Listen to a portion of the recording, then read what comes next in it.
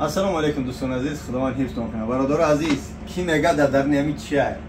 جورا یک چیزی هست که یا با گفتن نمیشه. یک کورچم بیاردم کلاش بگیرم،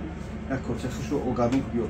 این چیزی هست که یا با گفتن نمیشه. یک تو خود لذت نفهمی، یک کلاش نگیری، تو یه نبری، تو یه نخری کو نمیفهمی. رقمای در روی اکران میتونی به همین رقم‌ها زنگ بزنی، از اون با وجود 88 سلام بگی و همچنین زکاس‌های بامبیت سکنه افجان شیرین رحمت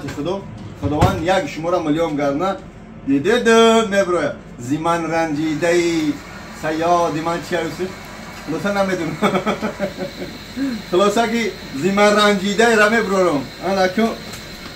این زیما میرنجه بیا کنم دوستان عزیز دادادان دیش با کار باری با وجود سوز او روز جیغات چکا امروز تورتی کلوبنی بچه شب داشتی یا که بو لنتی چکار شوید من کارچه کی بو یه ساعت که بو مخوشنگیم گوه مکشیم بو کار بار سوز اینا یا کنه افای صوبیره هزار رحمت برادرو مادرو که در شهر مسکو تیراتور اخصوصا لوبلینو هسته زکاس کنه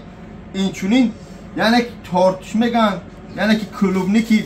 شکلاتش میکنن یارا خوب میگیره پس صوبیره راست میکنه روی میکنه بسم الله دیگه حالی باش بو کرشید بورا بی بچه با مزه بود با کارو برم سوز خیلی جون لایک همونه باش مو لایک منی میرسه خیلی رو شوخی تو منم